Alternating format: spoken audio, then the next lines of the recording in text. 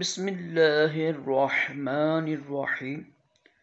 فرمان مصطفیٰ صلی اللہ تعالی علیہ وآلہ وسلم، جو مجھ پر ایک بار درود پاک پڑھے گا اللہ پاک اس پر 10 رحمتیں بھیجتا ہے۔ صلو علی الحبیب صلی اللہ تعالی محمد۔ مسکرانا عظیم سنت مبارکہ راشد عطاری نیو روحانی علاج لے کر پیش خدمت ہے۔ آج ایک وظیفہ لے کر آیا ہوں کاروبار میں برکت کے لیے، دکان میں برکت کے لیے۔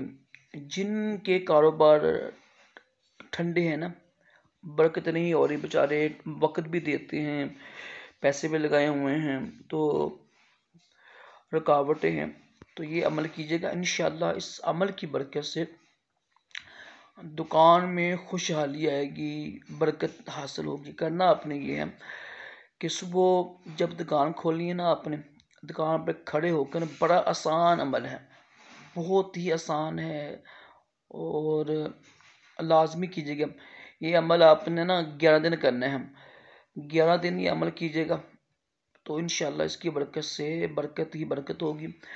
صبح دکان کھولیں اور 11 مرتبہ تعوذ پڑھنا ہے، اعوذ باللہ من الشیطان الرجیم، یہ آپ نے پڑھنا ہے 11 مرتبہ صبح۔ اس کے بعد آپ نے پڑھنا ہے 11 مرتبہ لا حول ولا قوت الا باللہ العلی العظیم، یہ آپ نے پڑھنا ہے 11 مرتبہ۔ یہ دو بس عمل کرنے ہیں آپ نے، 11 دن کرنے ہیں۔ 11 دن کر لیجیے گا انشاءاللہ۔ 11 دن کے بعد دیکھیے گا اللہ پاک کے فضل و کرم سے بھروسہ رکھیں، نماز کی پابندی کریں، قرآن پاک کی تلاوت درود شریف پڑھیں بیٹھ کرنا، اور برے کاموں سے بچیں۔ انشاءاللہ دکان میں برکت ہوگی۔ اچھی نیت کریں نا کہ جو رزق کماؤں گا اللہ پاک کی راہ میں بھی دوں گا، اپنے ماں باپ کو بھی کھلاؤں گا، اچھا بھی بچوں کو کھلاؤں گا، یہ بھی صدقہ ہے، ٹھیک ہے۔ اچھا کھلاؤں گا میاں بیوی کو، بچوں کو، ماں باپ کو، بہن بھائیوں کو، ٹھیک ہے، صدقہ بھی دوں گا۔